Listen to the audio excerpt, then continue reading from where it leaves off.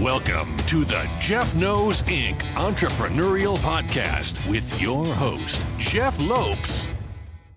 Jeff has over 2 decades experience as a serial entrepreneur, building brands like Kimura from his home basement to a multi-million-dollar global brand that has sold over 250,000 pairs of boxing gloves. Jeff's here to educate, guide, and drive you on the process of bringing your ideas and dreams to reality with the inspiring stories from some of the top business minds. Welcome to episode number 95 of the Jeff Knows Inc. podcast. I'm your host, Jeff Lopes. Today, I'm excited to have on Shea Hillenbrand. Shea is a 2-time Major League All-Star, a real estate entrepreneur, transformation coach, former owner of a zoo. Yes, zoo. But best of all this, great dude. Great conversation, high energy, helping so many people, and such a bright future. This is a great conversation. I can't stress that enough. And sit back, everyone, and enjoy. We are live in the Jeff Knows Inc. podcast. I'm your host, Jeff Lopes. I'm super stoked, super happy to have on across from me today, Shea Hillenbrand. What is up, brother? Not much. How you doing? This is awesome. So Shea is a 2-time All-Star Major League Baseball player, but there's so many other layers to his life, and we're going to dive into as many layers as we can today and try to learn as much as I can about him and how he's inspiring other people, how he's investing in real estate, how he's investing in his family, so many layers. So I always start off our podcast by just starting to get to know what you're currently doing, and then we're just going to let the story go and just have a good conversation today. So what are you currently up to? I know you're investing in real estate and family and inspiring others. So give me a little rundown what you're up to now. Yeah, awesome. Thank you so much. I appreciate this opportunity. And hopefully maybe through this process of this little time that we're spending together, I'm able to help inspire or help transform. So maybe one of your listeners or more than one, that'd be cool. But right now, I have 5 kids. So I'm a father, 3 adopted children. And then I have 2 daughters that are stepdaughters. I don't really think about them as stepdaughters, but my wife has 2 daughters. So kind of like the Brady Bunch. Yeah. And through that process, what I'm doing, I'm in the real estate space.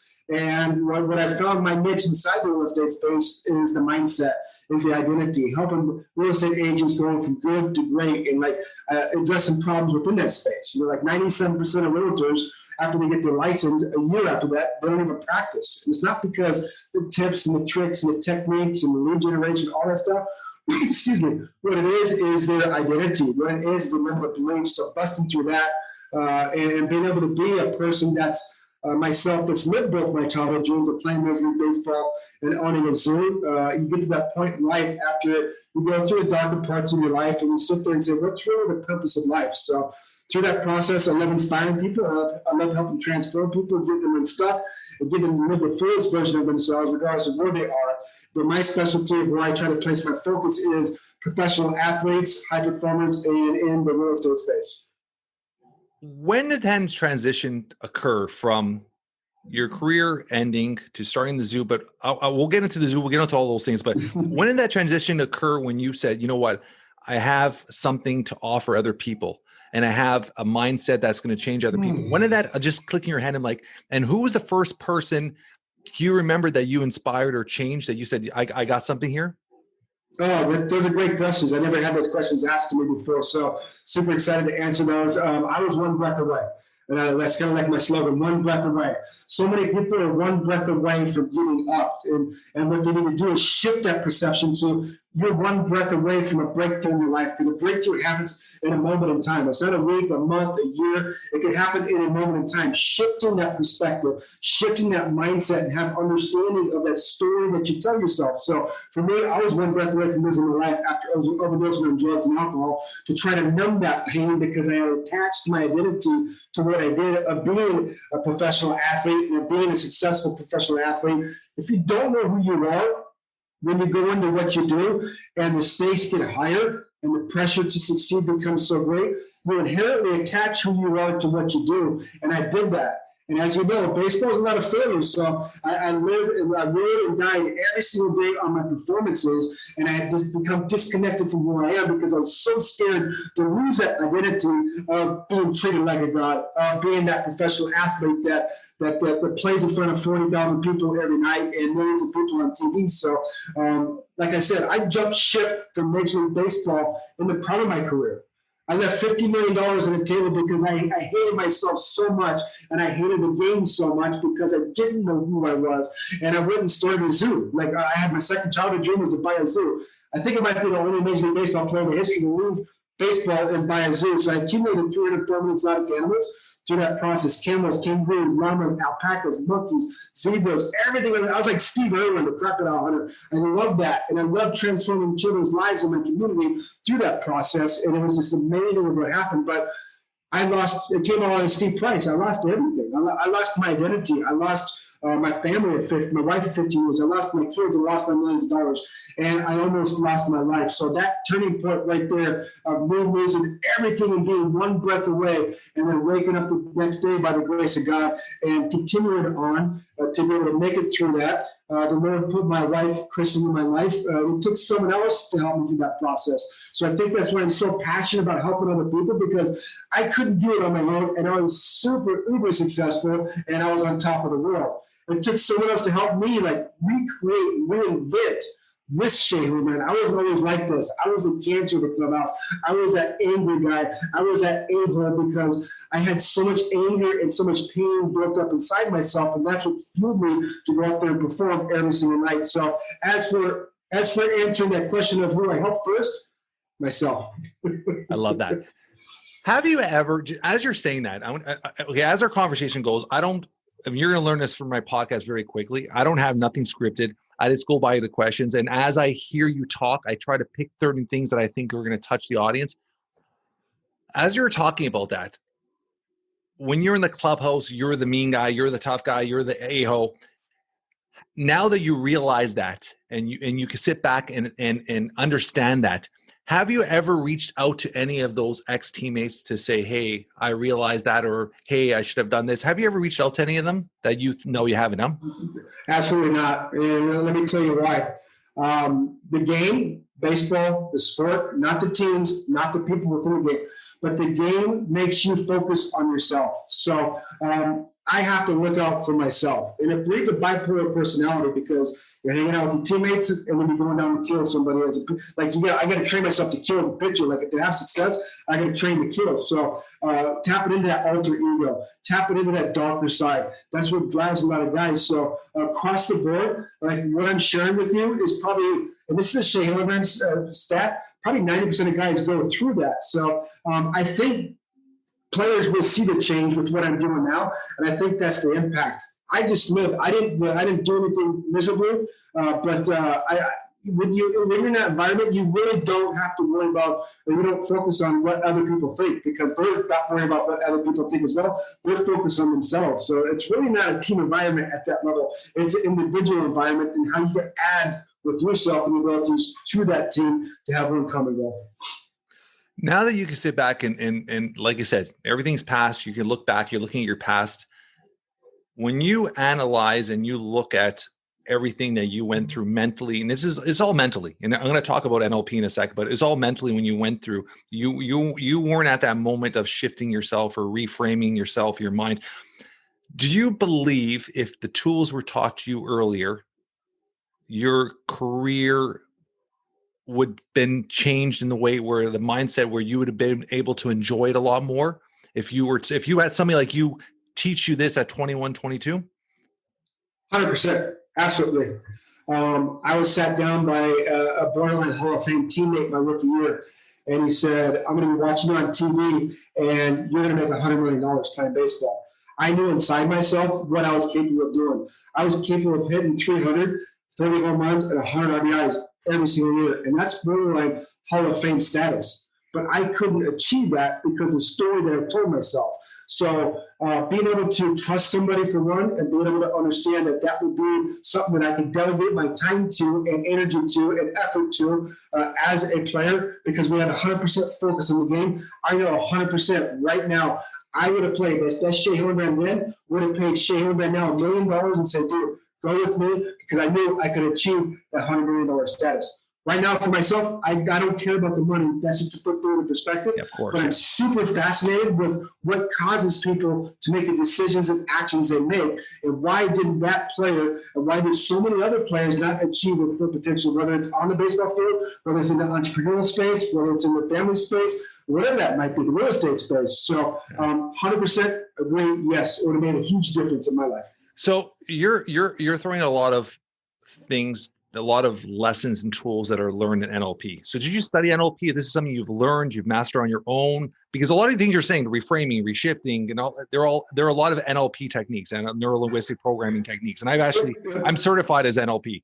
So That's I'm hearing awesome. this all, and I'm hearing this all, and NLP, there's a lot of aspects of it I don't agree with, but there's a lot of aspects when just sitting down with somebody and building rapport, building commonality, building that trust level. And then I'm a huge believer in reshifting. And I do that with a lot of dads. Like you hear dads all saying, I got to be home for dinner. No, you get to be home for dinner. I got to pick up my kids from school. No, you get to pick up your kids from school. Those little, how you utilize words on your everyday life makes a huge difference. And everything you're saying is just, you're constantly rechanging the word or rechanging everything, which I appreciate.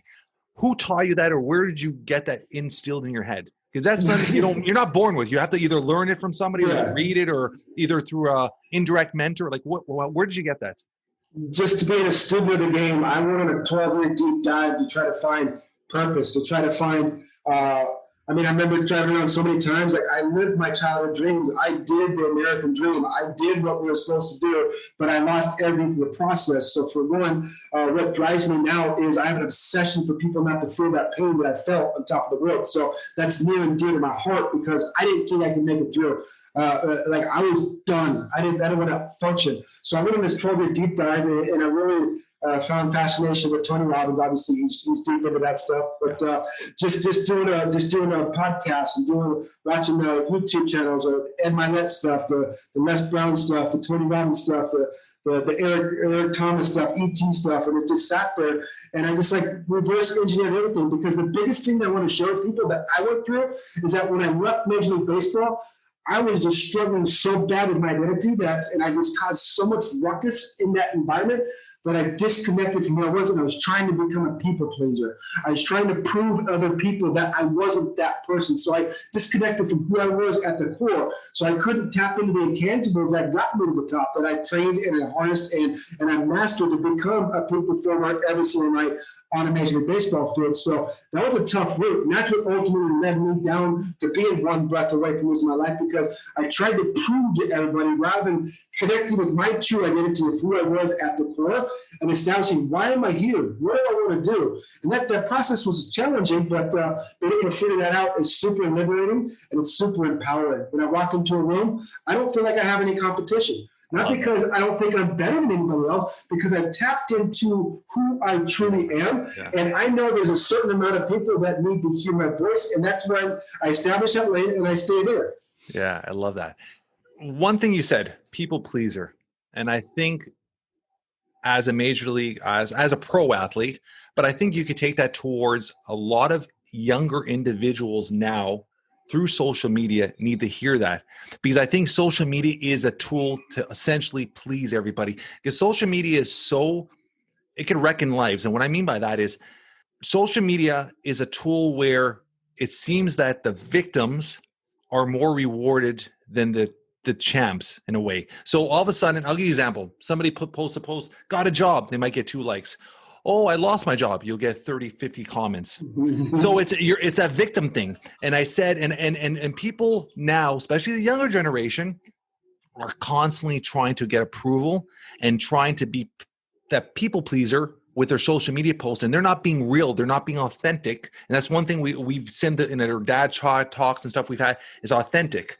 And I think one thing about you right now is everything you're saying is authentic. And I think people are not being authentic. What advice would you give a younger person? This is pure off now. What advice would you give a younger person that is just constantly going home and they're just struggling, where they put a post and they're not getting the likes, they're not, because they're constantly trying to be a public or a person pleaser? What advice would you give them? Yeah, that's a great question. And obviously, as we were talking about earlier, is that a lot of people go on these social media as a toy to fill that void, to be able to get approval, to get acceptance, to be noticed. Whereas we're going to make that shift into to where you can use it as a tool. And what I do is like, you need to shift from when you walk into a room, when you walk into a situation of trying to seek approval, trying to seek affirmation for somebody else and trying to be noticed. And that's how I was on top of the world playing Major League Baseball. Whenever I walked in the room, oh my gosh, look, there's Shea Hillenbrand. I wanted that to be noticed. I wanted to have those affirmations because I was empty inside. So in order, we have to shift that to go, when you walk into a room, you have to shift that to be, I want to change the atmosphere when I go into a room now. I want to change that atmosphere. And when you do that, what happens is people want to be around you and people want to do business with you. And that's where Clubhouse has been so great for myself, because I feel I know who I am, I know what I'm trying to do, and there's like this, I didn't even know I had this in me, this passion, this energy. It was feeling negativity my whole life and trying to fill that void. And I played that victim role my whole life, so I didn't even know I had this. So what happens is you have to be able to make an experience for people. In order to make an experience for people, you have to know who the heck you are. So that's the number one thing. Yeah. Understand who you are at the core. Figure that out. What are your likes? What makes you ticked off? What makes you tick? What are your dreams? What do you like to do? Stop trying to seek that affirmation for someone else, because we've all been given gifts and talents to be able to impact the world. So when you discover who you truly are, you discover gifts and talents you didn't have. This is the last thing I thought I'd ever be doing in my life, is this right here, because I hated myself. Yeah. And when you figure out who you are, understand those gifts and talents, you start operating at a higher level, past that 60% threshold where so many people are, because they have those limited beliefs that keep them down into mediocrity, complacency, and they're looking for that quick fix, that quick dopamine release to be able to go out there and to fill that void and to cover up that little void inside themselves. Us as men, we have ego and we have pride, but once you shift the energy in the atmosphere, once you create an experience, the way you do that is with your identity of who you are. You have to know who you are. And from there, you can work on inner peace. It all starts from the inside. And once you have inner peace, that's where the true power is. That separates the good from the great, the successful to the significant people. You can't be shifted once you find that inner peace of how you operate. And everybody's differently. The two things to be able to shift yourself is, like Tony Robbins says, the two spiritual ways is to grow and to give. You have to pour into yourself more than you do to your job or your brand or your image or whatever is on social media. Pour into yourself, make yourself better every day, because progression is the key to happiness. I love that. I mean, there's so many little nuggets there, right? Let's talk about your zoo. You bought the zoo? It was already pre-done? Did you start it fresh? Did you pick a piece of land? Like, where did that whole process start? Check it out. I bought 13 acres and spent $1 million cash on that, because I always want to have a private space to have animals. And when I was out there showing one of my friends one day, there was a horse farm behind. And this is when I was in the prime of my Major League Baseball career. I was like, I want to buy that. So I bought a 38-acre horse farm, and then I had a 4-acre portion that was 25-foot mounds of horse manure. There was 13 years of accumulation from the horse farm, because the horse farm had 126 stalls that were leased out. So it cost me $100,000 to haul off horse manure, and a month straight. And when I hauled it off, I was like, no, I want to put a zoo over here. I want to be able to do this and do this and do this. It just kept getting downloaded, and these dreams and these visions inside myself. And that's what happens. And so many people's dreams go dormant because life kicks them in the butt. They're trying to do what their dad wants them to do, their mom wants them to do, what society or what social media thinks you want to do. And it's just a totally wrong thing. You got to understand that, like, tap into that dream at a lower level and pursue that if it's inside you every single day. So I accumulated 300 farm and exotic animals, and I put them on this horse farm, and I had a vision of rehabilitating these animals with unconditional love. So I bring these animals in that were abandoned, abused, horses that were hit by cars and starved and neglected, and I'd just sit there and nourish them back to health. And I'd see this soul, the light going in their eyes, and like, this animal's ready, put them out there. And I have inner city disabled and child crisis kids come out and interact with the zoo. I had a train, and I had pony rides, and man, it was amazing what happened on that farm. But I did transform so many lives, but I lost mine because I didn't know how to take care of and service myself. So I actually did that.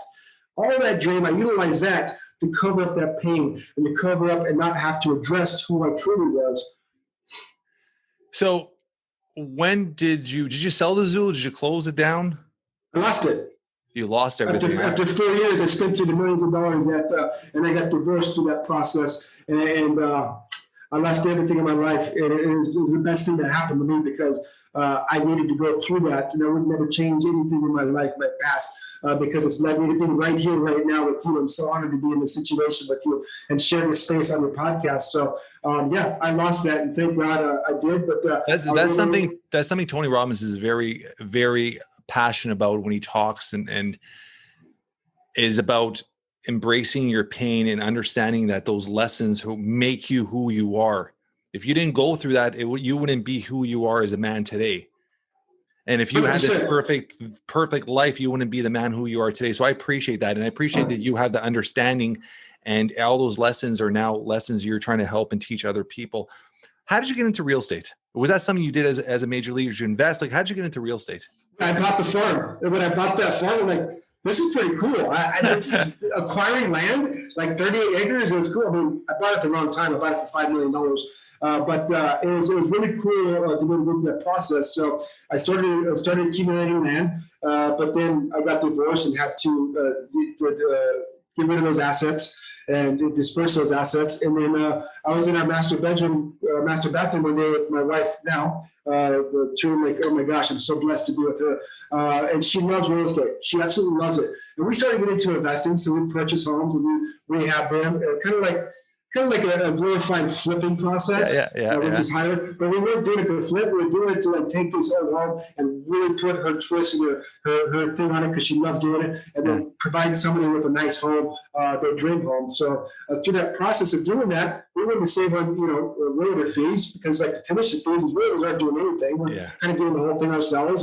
And I said, and she works for a banking. She's in the banking business. And I said, you should get your real estate license. Because you're so good at it and you love doing it. And I'm like, I want to be an agent of change. I want to change people's lives. I want to be impactful. I want to do this. And she's like, I can't do it. I can't get my real estate license. That's what she told me because it's conflict of interest. Conflict of interest. Yeah. So from there, she's like, why don't you get it? I'm like, okay, I'll get it. So I'm going through all these courses and I'm doing it for my wife. And I'm like, okay, this is cool. I really don't care about being in real estate. I like the investing side and being outside, but we'll do it. So been in the real estate game as a real estate agent, a realtor in Arizona here for 3 years. But I finally linked up with a brokerage to be able to do what I want to do with EXP Real Estate. It's a cloud-based brokerage to where you can have real estate agents from all over the country. We're expanding globally on their team, and I want to pour into the real estate agents. I want to help them. If that's what they love to do, I want to help them achieve their goals and their dreams through that process so they can have the success they're trying to seek.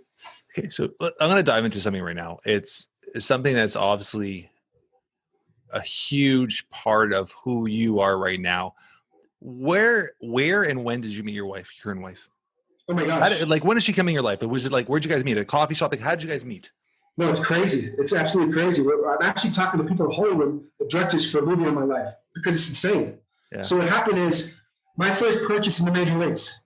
When you get to the top, you always have a first purchase. Yeah. Like you buy your mama a house, you buy yourself a house, you buy yourself a pimping car. My first purchase in the major leagues was a horse. I always wanted a horse. I loved animals, but I grew up in Southern California in the suburbs, and my mom grew up in Missouri, and she's like, no animals, it's too much work. And I'm like, I want a horse. So she would never give me riding lessons, never let me have a horse. So my first purchase in the major league was a horse. So we fast forward, when I lost everything in my life, I had to disperse 300 animals. And it was the hardest thing I ever did because those animals were a part of me. Yeah. They were like, we were teammates and we were impacting life. We were playing the game with a purpose in that realm. So that night that I was one breath away from losing my life 8 years ago, I was lying on the floor of a van because I was done. And after overdosing on drugs and alcohol, here lies a guy with so many envy. My kids would go to school saying to all their friends that my dad played for the Diamondbacks, and I couldn't even function. I couldn't even work. I hated every part of my being. I wanted to die. So I overdosed on drugs and alcohol, and I'm laying on the floor of this van by myself, parked outside my ex-wife's house with my 3 children inside. I was done. And as the soul's leaving the top of my head, and I'm clinging on to my last breath, the thoughts going through my mind are, you're a failure. You lost everything. You're a loser. What kind of dad would do this to his kids? And what would your parents think if you left this world today? My answer to that was, I don't know. I'm nothing if I don't have baseball. So I was tired of fighting that pain during the game and I let go. I don't know if I died or if I fell asleep. But by the grace of God, I woke up the next day. The sun peeled through the front windshield of my van that I was living in. And the first thought that came into my mind was, where's your horse? As I came to. I had no side effects, no nothing. It was an aha moment. It was a defining moment in my life. With the alcohol and the drugs I took the night before, I should have been dead or in a hospital. I woke up and had no side effect. Where's your horse? I thought about this horse. And when you have a thought, it creates an emotion or a feeling. Yeah. And those emotional feelings are usually negative, and they were negative my whole life, but those emotional feelings dictate the actions that you take. So it gave me a good feeling when I thought about my horse, Coors Light. And I was like, oh my gosh, I need to find him. Because I'm trying to ride this good feeling to get me through, because I almost just lost my life. I was one death away. So I reached out to my friend that helped me get rid of all my animals at my farm. I said, dude, help me find my horse. He said, which horse? You have 56 horses. I said, the horse. He said, Coors Light? I said, yes. So he went on this reconnaissance mission, and he searched and searched. He said, dude, I found your horse. This is 4 years after I lost my farm. That day after I almost lost my life.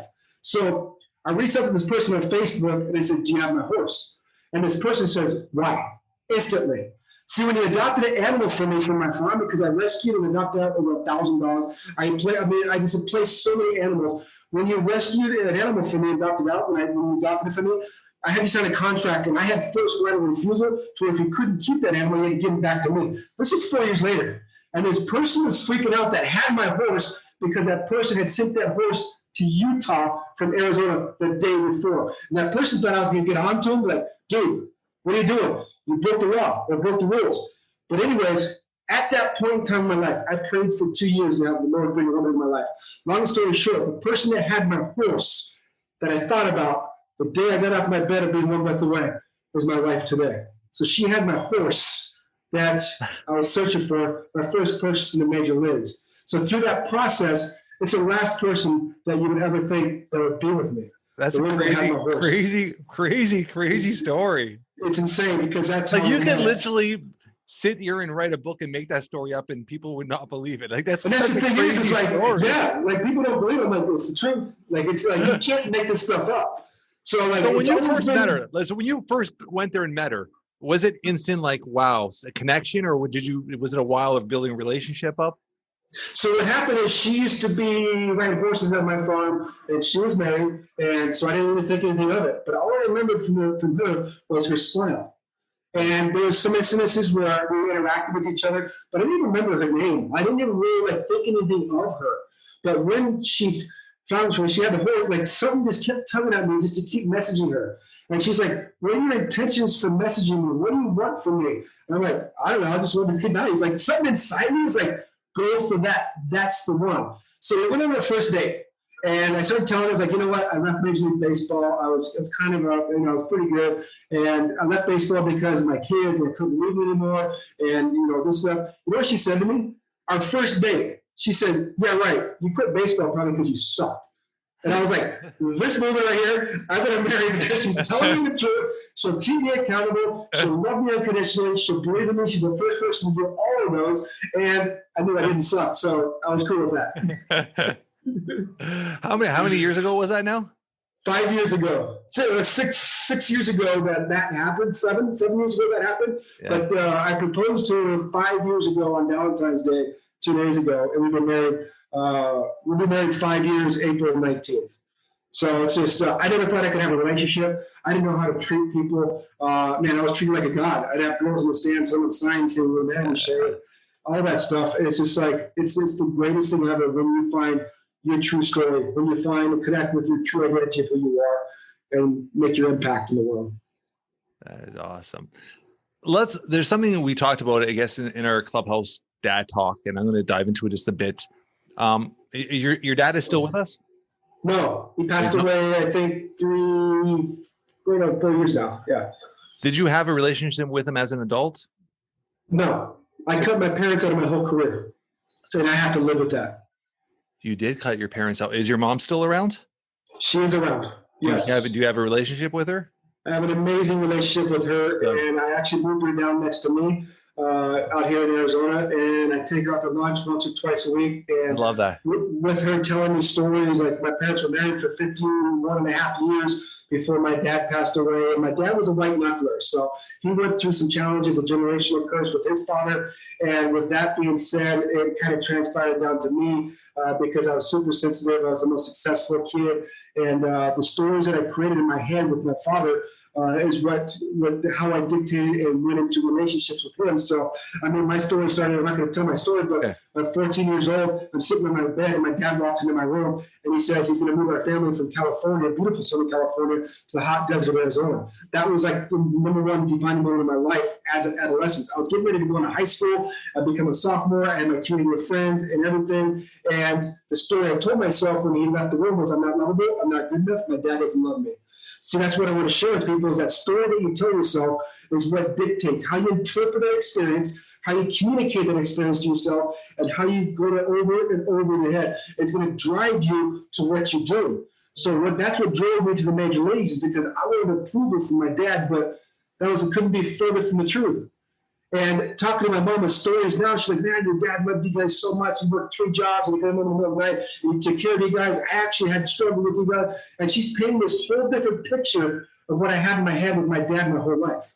Like I was at the All-Star game in 2005 representing the Blue Jays and in Detroit. And I had my whole entourage there. I had all my friends there. And like, because I thought I was bigger than the world. And I didn't invite my parents. And my parents were at the top deck of the stadium in Detroit, and they could pay their own way. And they told all the ushers, that's my boy down there playing third base in the All-Star game. And the fans, and because they're so proud of me. And they're like, well, why are you up here? And all the while, I'm on that field because I told myself, I'm not lovable, I'm not good enough, but dad doesn't love me. To experience after experience after experience. And I'm looking up in the stands, and I know that they're up there. I'm like, I effing hate this guy. I had to live with that my whole life. So I actually went back and rewrote history. I changed my perspective of situations and how I interact with situations, understood that my dad loved me the very best he could. My dad actually loved me so much that he moved our family to Arizona from California to give me a chance to play Major League Baseball. But I was so set on the story that I told myself that I wouldn't even listen to any of that stuff.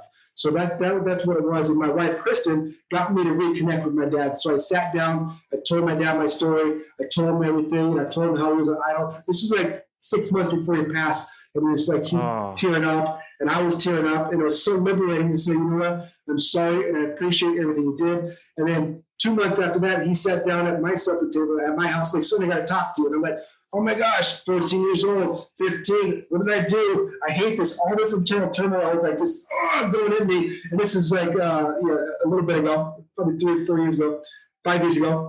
And he sat down, he's like, son, I'm proud of you. I just want to let you know how proud I am. I'm like, what?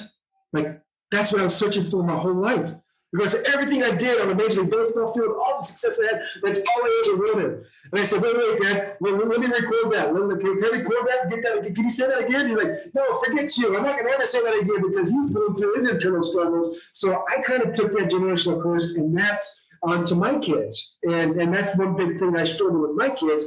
But what set me free and allowed me to be able to deal with what I've done in the past with my situations because I struggled is that I sat my kids down and said, I took accountability. I'm sorry. I love you guys, and I'm doing the very best I can. And I'll do it. So I constantly tell my kids how proud I am of them, how much I love them, and how much just try to boost them up because we've had a tough road.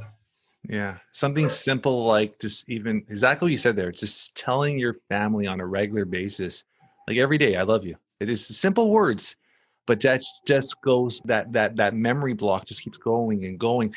And I want to say, I mean, I want to talk about 2 things there. I love that you brought your mom to live with you and all this. I'm going to talk about that in a sec. But you having the opportunity to rectify or have that moment with your dad, you're very lucky because a lot of people don't have that moment. Mm-hmm. And that's something that it is very special. And as you're saying that, I got goosebumps because it's a lot of people don't have that moment. And it's something where I can't stand, if you listen to any of my podcasts, spend 2 minutes and listen to my podcast, something I praise all the time. And something I get so angry about is when I have friends or people come to me and they lose a loved one and they said, oh, I wish I did this. I wish I did that.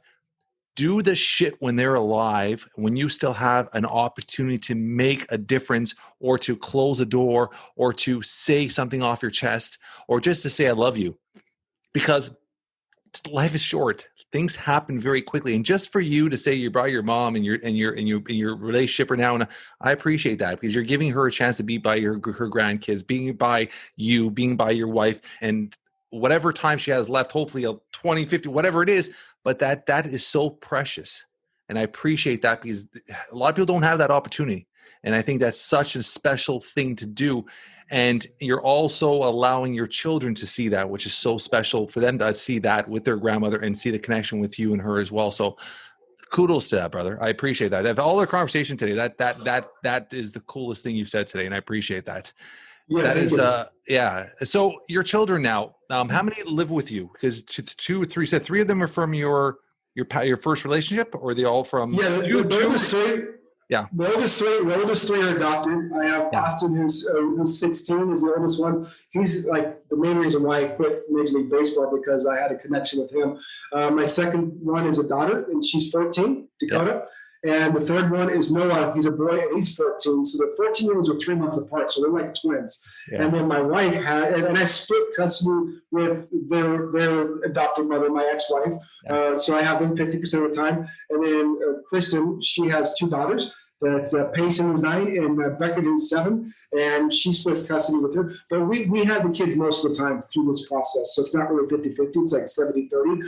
And being able to roll through that has been challenging for myself, because our environment's different than the other parents' environments, and learning how to be productive through that, because you see effects on the children. But I believe that those environments can create resiliency with the kids, as long as you're with them to hold their hand to go through that. Yeah. With baseball, would you ever see yourself involved in baseball in the future in any capacity? I'm just throwing it out there. I know you're a little smirk on your face. I want to own a team. I want to own a team. Like I want to own like. You actually want to own a team?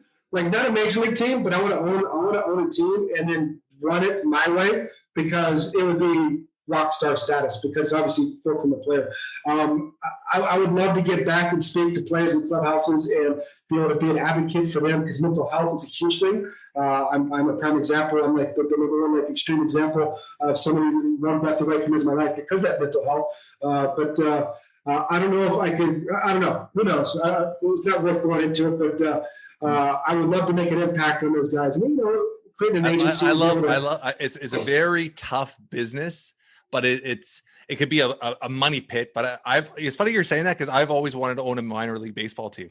That is something I'm a huge baseball guy, right? So, and that's something I've always looked at. And in Toronto, they even have oh God, what is that? With the Toronto Maple Leafs, this is another league, and it's completely a money pit. But it's just I've always in my head, I'm like, that would be so cool, just to run it properly and do it. What I do with my son, obviously 2020 COVID.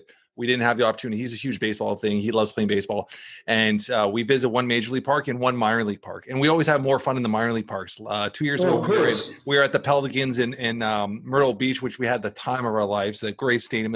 So we always do like the minor league stadiums, which I absolutely love. So have you ever had the opportunity or wanted to get in front of kids at a Division I school or something like that to talk? Because I think that is a huge impact for when you could impact so many lives, because a lot of these kids, they're not going to make the majors and their identity is stuck to that sport. I think that is your biggest impact, and you could help so many young kids at that point. Absolutely, and I agree with you 100%. And then being in these clubhouse rooms on sports and mental health, and I hear story after story because I didn't play Division I because I wasn't good enough. I was going to play Arizona State, but I couldn't play there because obviously I don't know. But I made my money in the big leagues. But I hear story after story about the same thing with Division I athletes. It's just like, it's crazy. So it's like, okay, how do we do it? I think it's being proactive on the front end. So I've created a system for Major League Baseball players at the apex, the top high performers, and trying to scale that down to high school athletes, to college athletes, and to semi-pro or like in baseball, minor league baseball players, because this last year, thousands and thousands, like 3,000 minor league baseball players got furloughed. They don't have a job. So it's like, oh my God, they have no clue what to do. So being an advocate for that and being a resource for that and creating processes and systems and inspiring and helping transform. And my goal and my passion, my vision, and my dream is to be able to empower these athletes to leverage their platform that they're at. We need to disconnect the identity from the platform and leverage that platform where they're at to create a brand. Yeah, I love that. It's going to. That's just what. But how can we take from the game? How can we leverage that and to kind of work on the person? We need to work on the person. So many people work on the performance of the athlete. Man, I can hit a baseball in my sleep. I've hit a million baseballs. Yeah. But I hated who I was. So what's the use of working on the performance side? We have to work on the person side. But the craziest thing is us as athletes, we're scared to go there to work on that personal side because we know deeply we don't have self-worth, self-confidence as a person. So we don't want to go there. And if we go there, that might take a hit on our performance self-confidence, the player self-confidence, because those things, the dichotomy between those two are tied together, and we're so scared to go there. But you have to go there to be able to get yourself in the position to seek the fullest version of yourself. Yeah, I love that.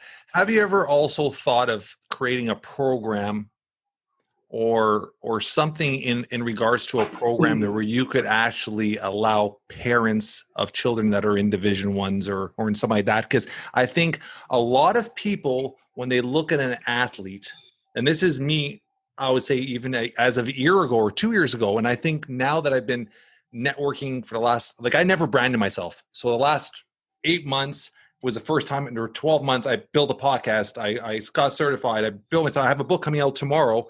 I'm actually releasing it called Entrepreneurial Dads. So I branded myself, but I never spoke to individuals like yourself. So you see an athlete, you see a college kid, you see a high school kid, especially in the US, you know how it is in Canada. U.S. colleges sports it's huge. You're a pro almost. You're Friday Night Lights. You're playing football in a Division I school. You're a superstar in that town, and a lot of them are their identity is that sport. And the outsider sees this kid smiling and happy and living the life, and nobody really knows what's going through their mind. And I think maybe being able to educate parents before they go to their kids enter college, or educating the parents or giving them some form of guidance is going to help that parent open up the dialogue with their kid. Have you ever thought of doing something like that? Yeah. I my thing is I want to work on the influencers. I want to work on the trainers, the coaches, and the people that influence these kids. But we've got to understand too, when you're doing that, we talk about it in a dad talk room in the clubhouse. Like, you have kids raising kids, so there's stuff and things that we need to equip these parents with: identity, purpose, what's driving you, where you're at. So it's like, what are the things that you and I need as a parent that can help guide and help make the best decision for our student athlete? So it's like, okay, we can give these tools and techniques, and this is my thought, is like, we're going to work on the parent first. We got to get them to understand, because what happens is the parents attach their identity to the kid's success. And then when they do that, they perceive that as, like we're talking about on that, it's like it's an investment. So now parents are investing so much money, like $1,000 a month or $1,500 a month, or it's $12,000 a year. Like, I paid $25,000 a year for my two daughters to do all-star cheerleading. Yeah. But my perspective is, I want the sport to teach them. I want what they can learn, the intangibles from that sport, to be able to help them develop, to give them opportunity to go to the next level as a person and what the sport teaches. But so many parents don't see that. They see the Friday Night Lights. They see the big D1 sport. They see the major leagues, and they see the money. And we all forget the plan to the process because we don't even know who we are as parents. And I see it time and time again with parents, like, this parent needs more work than the kid. Yeah. No, I see that, right? I'm Brampton Bay Board of Baseball, so I see all the parents, and you know how it is. And the hockey parents. It's crazy. Up there. It's crazy. Like, I've never seen anything like that. I mean, baseball's like that here in Arizona because we've been playing year round. But the hockey parents are like out of their mind. It's like, what is this? You get kids, and you know how it is with sports. So when you're playing rep, there's AAA, AA, single A, and then there's elite and whatnot. But kids, you see parents of kids are like 12 and 13 playing single A or AA, which they're not going to go anywhere playing single AA. And these kids are paying $400 an hour for a shooting coach. They're paying, it is like nonstop. They got therapists. It's like they're investing $4,000 or $5,000 a month on this kid with that little gamps that they're going to get drafted And you know, the odds are your path is very, very, the chances are very low to create a path of what you did success-wise in majors. And it doesn't happen. It's just like 1%, if not less, to make a pro, to turn into that level. So it's that pressure on the kids as well, right? It's insane. And like as you're saying that, I want to do a documentary. I want to do like a video, like interview and sit down with these parents and like me as they're watching the kids. Like, do you realize so that a documentary like that would be on Netflix in 2 seconds because so many people relate to it? Why are we doing this? Why are you doing this? Oh, because I want to. Oh, really? Does he really want to do that, or is it what you want for him? Yeah. Like, where are we at? Is this your identity? Do you even know who you are? Where is it? Where are we going on with this? So like I see this stuff because I see that I can't do youth baseball because the parents and the coaches ruin it. Because the coaches are leveraging the money and the parents do whatever they can to put the pressure on the kids. Like the coaches ruin the industry of youth sports. And that's what people don't realize. The parents aren't equipped to understand to do its best. So they're trying to do everything to get the competitive advantage. But are you getting the competitive advantage? I got a PhD in swinging a bat. Like I was one of the best in the world. Like, and I fell victim of that with my son. I was like, dude, if you do this, I felt like and he's like, Dad, I just want to play. I just want to love it. And that's the number one thing is you've got to love the sport. Yeah. Is your kid going out there when you're not telling them and wanting to do that extra work? With myself when I was a kid, I was throwing a ball against the wall all day long. I was hitting the ball off the tee. My parents didn't have to tell me. That's what it takes to get to the top. And if the kid doesn't have that, then we have to, reevaluate and see, okay, maybe we can still keep them in the sport, but maybe let's leverage the sport to keep the community, teamwork, all the intangible of the sport. But we can't make ourselves bold enough as parents to say, you know what? No, we gotta go. We're like, we gotta go where? Yeah, and I do agree with what you're saying. There's so many challengeables and lessons that you can learn from a team sport, right? Things that you could actually utilize towards the rest of your life if you're smart with it. And especially at a young age, you can learn. So there are a lot of benefits with team sports. And I do appreciate kids that play sports. Like my daughter does high performance dance. My son does baseball. I like to keep them active. I like to keep them going, where both our kids are workout fanatics. Both my kids work out 5-6 days a week on their own. Like they literally come home and my son's running the treadmill for 45 minutes. Like which 12-year-old does that, right? Is that drive. And I've taught that from a young age and as part of their, like my daughter, like she won't touch junk food. She's like a health fanatic and she's all about vegetables and eating and making her juices and her smoothies. And all these things are just setting up those steps towards her future where she's going to be so much more active, so much more healthy, which I appreciate. Right. Yeah, and I said when you're talking about that, because to me, like what would help the parents is okay. How can we help you create an environment that's conducive for the kids? Not telling them what to do, not taking them all this stuff. Like let's create an environment to where it's conducive to where they can latch onto those stuff. Like that's not normal. What you guys are doing, and that's super cool because those are success habits right there. Yeah, I love it. So where do you see yourself? I mean, there's obviously in the last few years, 4 or 5 years, your life has changed drastically. Your path and your journey is really at the takeoff spot. You're still not even probably taking off to where you're going to end up. Where do you see yourself being in the next few years, impactful wise, and where do you see your journey going with do you want to be on stage impacting? Do you want to be in clubhouses? Like, where do you want to see yourself? Because you're already only one person and there's a lot of people to be impacted. Where do you want to keep your focus on in the next little while, in the next year or two? Yeah, so it's a great question. I appreciate that. And it's awesome because I got a 5-year plan going on. You're doing good.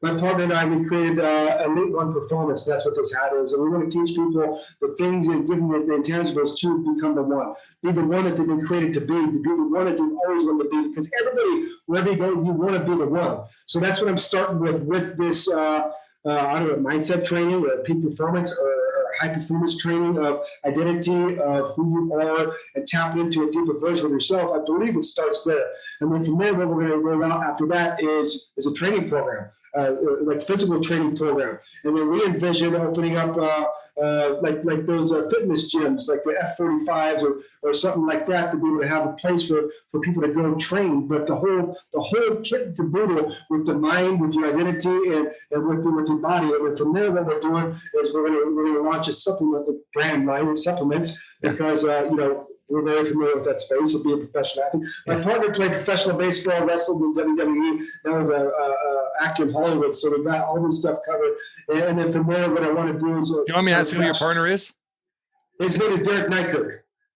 What Derek Neihurt, you said? Neitkirk, Neikirk. So So, and then from there, we were launching a production company because I think where my place is in front of the camera. I want to be able to create short videos or short films or create storylines around products and ideas to be able to solve problems within different industries. So within that 5-year span, I want to be able to scale all that to the 50 to 75 million mark. And that means because you're making an impact and you're impacting. I like the mindset what you had right there with the gym, because I mean, I've been in the gym industry for years. I used to consult for gyms. I used to put back-end systems in gyms, and reality is it's so powerful, the mind aspect now, and it's so powerful, the physical aspect. Like even though my kids are my family, my wife, my kids are everything to me, I still put health as a pinnacle. Like if you see pictures of me, like I still taking care of myself and investing in myself mentally, physically, spiritually is still the priority, because if you're not at your peak, you can't give to everybody else your max. So I always take care of myself first, and then everything else flows under it. And there is no real, when you think about it, I don't know what it is if there is in the US, but in Canada, there's no gyms that you could go in and actually deal with the mental, the physical, the spiritual, all in one holistic thing right now. So I think that's something you could, if you jump on, I think that could be, I know, I was about to say, why are you telling people that? I go, this is a great idea. You go in there, you get your mind reframed, you get your body reshifted. You're like, it's a great concept. And everything. I love businesses, and I'm all about building stuff. And I have, there's so many things I do that we take forever to talk about, but I love businesses that all impact and work connectedly. And what you're saying there, the gym, the mind, the supplement, everything just works together. The content you're building, everything just works holistically together, and it just grows together, and you could just grow this little empire. Yeah, good for you, man. I wish you all the luck and success, and I don't have zero doubts that it's going to be a massive company, and the more important, it's going to be a massive company to impact millions and millions of lives. So I love that. Good for you, brother. Absolutely, and I love to include you on it if you want. We can talk about it, whatever you want to do, buddy. But I think that's the thing is, I want one of those hats. First off, I'm a hat guy. I wear a hat all the time. I want to get one of those hats. Absolutely. And I think so many times, like in the gyms, people go, like they have a 75 hard thing with Andy Frisella right now. Like, okay, what do we do after 75 days? Because it's a mindset change. Yeah. It needs to start from there. And then people stay in the mind, but it's a heart set change, right? You want to change your heart, you can test your identity. So I think like I have a vision of whoever participates in these gyms, like, hey, you've got these videos, you've got this stuff, that you can, like we've got these training programs that you can do to where you can achieve what you are. Because a lot of people just focus on one area, right? Yeah. People just focus on the peak performance, or they focus on the physical, or they focus on the supplements and the dietary side. But it's like, okay, how do we integrate these three to be able to give people the opportunity with the resources to be the one? Because I'm telling you, like everybody wants to be the one. Listen, what they said, and be the one, not the one like the number one in the industry, but to be the one that you're meant to be. Be the one that you're put here to do and be it. And everybody's different, right? Yeah. So 100%. We need the whole mix of everybody as well. So that's what's driving us. That's what's driving me right now. And how did you? I know your time is limited because I know you. I want to give you a little break before you jump on your next one. I don't need a break. I'm always ready, dude. I don't need a break. Your partner. Where did you meet your partner? In junior college. We went to junior college. At junior college, we played baseball together in junior collge, and he thought he was good, and we always talk crap to each other. Like we always seriously, like we're like, dude, F you suck, and you're this, and you're that, and he's like, screw you, like and then the hitting, like the pitching coach, like, dude, stop yelling at each other, go behind the dugout and fight. This is the college coach. You know what we both said? We turned around and said, F you, dude, screw you, we'll kick you out there. So it's like we were just head to head, and he went on his path. At 9 years old, he told his mom that, hey, Mom, I want to be a professional baseball player. I want to wrestle in the WWF because the WWE was around then, and I want to be a movie star. Dang if he didn't do it. Like, he played professional baseball with the Detroit Tigers. He didn't make it to the major leagues. And then he went to WWE, and he wrestled with The Rock and Tag, all this stuff. And now he's in Hollywood doing that stuff. But he went in his path, and he had a pistol in his mouth, too, for the process. He almost ended his life. And, God saved both their lives. And then we kind of reconnected because we always liked each other, and it was like an instant connection. I'm like, where did you reconnect? When and where? Reconnected after I connected with Krista, after I really found out who I was, after I was going from that survival state to the flourishing state of understanding. I was like, okay, something is going on me to call him, and that's what it was. And he said, I said, you might think I'm crazy. He's like, no, dude, I went through the same thing. So that's what's driving us all. That's what's driving us. But how did you obviously you guys disconnected in that process. How did you guys reconnect? That's what I meant. Like, did you find him on Facebook? Did you through a friend?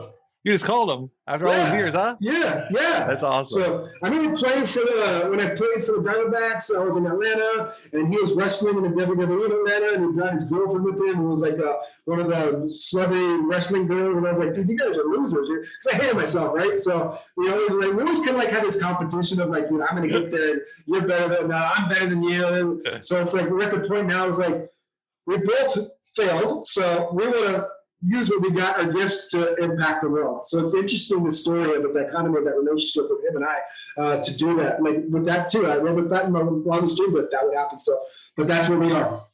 That's awesome. It's so funny that like I'm a lone wolf when it comes to business, and I've tried partnerships twice, and both times they haven't worked because they were forced together. They weren't organically or naturally came together. And I think yours is going to work because it naturally it wasn't forced together. And if it doesn't work, then we pivot. We do a different way. That's the thing about an athlete, professional athlete. Like, you're going to have to pivot. Sometimes you have to pivot. I've created relationships when I had to, like, okay, dude, this is what it is. Either we have to move you on the bus or you have to get off the bus because this is where I'm going. Like, my why is insane. My vision is insane to impact the world. I know I've been given a voice that I've found that it's going to impact millions of people's lives. So if we don't understand the same vision, I'm sorry, I love you, but we got to get off the bus. And that's part of the process of understanding who you are. And we do it in a loving way, we do it in a kind way, but it's like, you got to make those decisions. If it doesn't work, it doesn't work. I'm used to stuff failing, but I'm used to pivoting. I'm used to trying a different way. And so after our conversation, I'm going to go for a fucking jog. You got me so fucking amped right now. Afterwards, because I want to pick you. I want to get your advice and mentorship with these gyms because you know what? When we get off here, I honestly, when it comes to gyms, I know everything about a gym, and I'm not even over exaggerating. From PAP, pre-authorized payments, back end, I know how to run a gym inside out, like inside out. And so I would, as a friend, I'll help you out as much as I can, and we'll sit down and whenever you're ready, I'll give you all the information you need for gyms, because I know that gym industry. I know. At 19 years old, Shea, I was standing in front of 500 people teaching membership sales to gyms at 19. Like, that was what I did. Like how? How did it come? I had a mentor, this guy named Steve, and it was funny that back then at 19, he was teaching me NLP, how to reframe, I don't even know if we should talk about this on the air, but we used to be pre-sales in gyms 3-4 months before the gym would open. We would have a wall, 2 tables, and we'd be selling 30-40 memberships a day. We would pay a part-time kid in the summer, to be in the back. Anytime somebody would come in for the sales tour, he would be hitting hammers saying there was construction. The gym was even starting to build, and we were selling. Like, that's like old school shit, man. I was like a king of selling memberships and selling back-end systems. And then I built my company called Millennium Bodies at 19. It was a consulting business. Back then, personal training wasn't huge. Personal training was small, but the big box gyms didn't have personal training. It would just have PAP, front authorized payments through the memberships. So I used to go to the gyms and say, hey, let me build in this back-end systems. So we get a little office in the back. We'd hire a couple of trainers. We get somebody in, and you would force to do an assessment. You pay $99. That money would be turned into an assessment. We'd run you through a 10-minute little, beat the little crap out of you, make you do 100 push-ups, even if the guy was in shape, you'd push him so he looked like he was out of shape. I shouldn't even be saying this shit on air. And then we put him in the room and we'd hit him hard and sell a 15-20 package, personal training package, boom. And it got to the back point where the back end were making way more money than the front end with the personal training. And then we set up juice bars in these gyms. And so we built all this extra revenue to the gym. But back, my thing is apparel. We said we make apparel, we make jackets, we make goods. We bring all this extra revenue to the gyms. And essentially that's what even happened with my Kimura, were with equipment.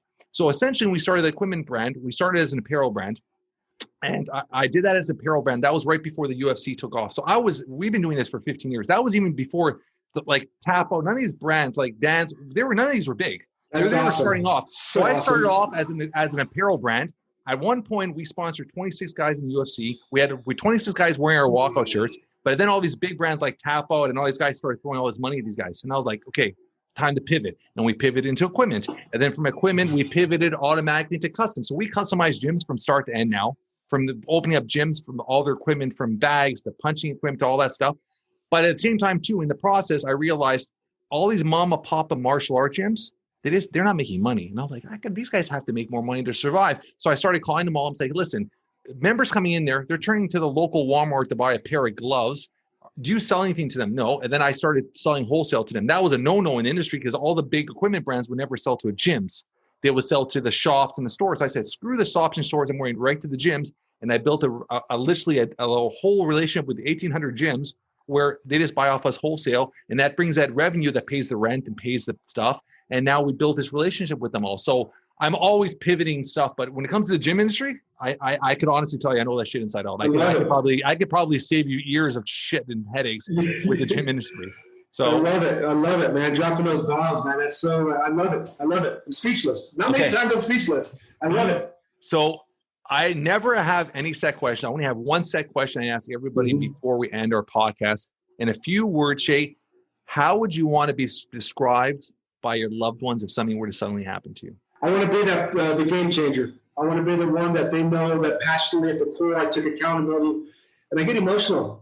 Take accountability for who I am and the mistakes, and knowing that I tried the very best I could, because that's where it's at. You have to try the very, very, very best you can and give max effort in any situation that you go in.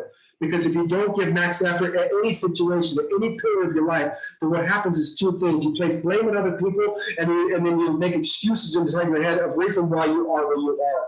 So give them max effort and be in that guidance to teach trueness, to try to help them get to their purpose of where they're going and make that impact, to shift their mindset. That's the number one compliment that my wife has ever given me, because she's uber successful what she does. She said, Shea, sweetheart, you've shifted my perspective and gave me a different perspective on life, and it has a deeper meaning.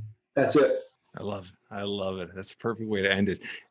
On our show notes, I'm going to put all the information how to get a hold of Shea. We're hoping in a couple of years, we're going to see a massive franchise of gyms. They're going to shift everybody's mind and body. There's so many layers here, man. There's so many layers. We could talk forever here. I love this. I'm going to put all the information how to get a hold of Shea, how to follow him on social media, how to hit him up on Clubhouse. Obviously, Clubhouse, we didn't even talk about that today, is a big part of who he is, because as you can see through his excitement and through his energy, that app is essentially made for him. He'll be able to change a room, change the attitude, and teach on the spot and help people on the spot, which I love. And this has been a great conversation. Anything you want to end off telling your audience, and how do they reach you, and how do they could get a hold of you?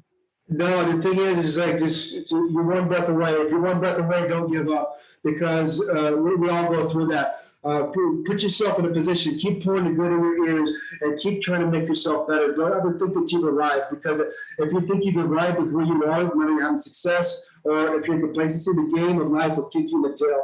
And you have to pour into yourself. Oprah said it best: you're in charge of filling yourself up and keeping yourself full. You have to work harder on yourself than the game.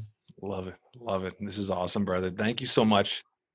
Thank you. Buddy. I appreciate it. I'm honored. Cheers. That's a wrap for today. I want to thank our guest, Shea Hillenbrand, for this great conversation. We had such a fun conversation, tons of energy, tons of great things we talked about, and it's such a bright future for this entrepreneur, former Major League Baseball player. If you guys enjoy this conversation as much as I did, please tell your friends, tell your family, spread the word.